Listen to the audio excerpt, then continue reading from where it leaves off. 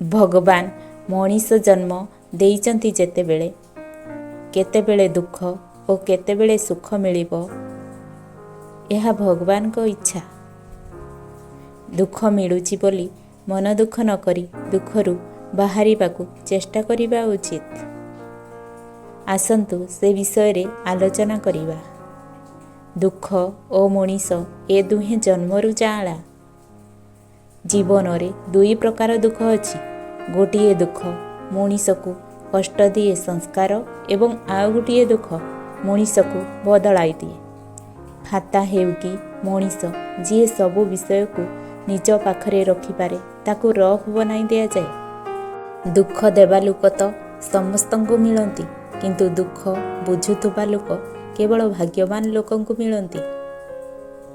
छोट छोट खुशी ही मनीष को बंचिबा पई प्रेरणा जोगाई थे। आउ छोट छोट आशा ही मनीष को दुखरे कंदाई दिए। बेले बेले सबु दुख कष्ट को लुचाई मु भल अछि बोली कहिबाकू पड़ी थाए। काहेकि ना अकुआ दुख को बुझिबार शक्ति समस्तंक पाखरे न थाए। मनीष दुख समय रे सेतिकी भांगी न थाए जेतिकी निज लोकठारू धक्का खाइबा परे भांगी जाए। बड़ घर करिदेले केही बड़ होई जाआंती नाही कि भल लुगा पिंधिदेले केही भल होई जाआंती नाही।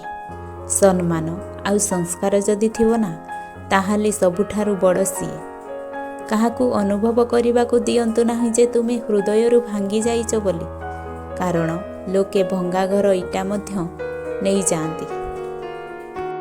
दुख सहिला वाला आगुकू खुशी रे रही पारे किंतु दुख देवा वाला आगुकू केबे खुशी रे रही पारे ना।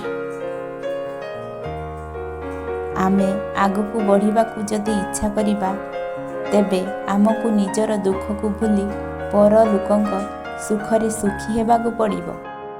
जीवनर प्रत्येक मुहूर्त को खुशी रे बंचिबाकू चेष्टा करंतु।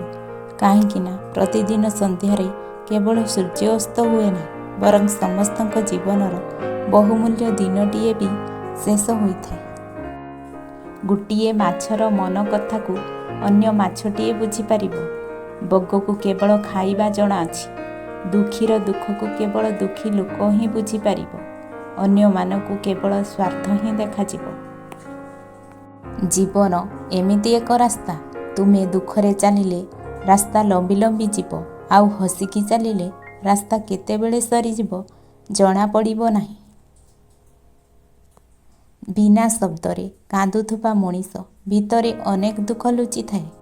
बेले बेले बिना भूल रे आमे दोषी होई जाती कारण लोके जेमिति चाहती आमे सेमिति करंती नाही। किछि दुख एमिति भी थाए जहाँ शब्दरे कही हुए नाही ना मन खोली कांदी हुए। केवल सही दुख को हृदय रे चापी रखी सहिबाकू पड़े।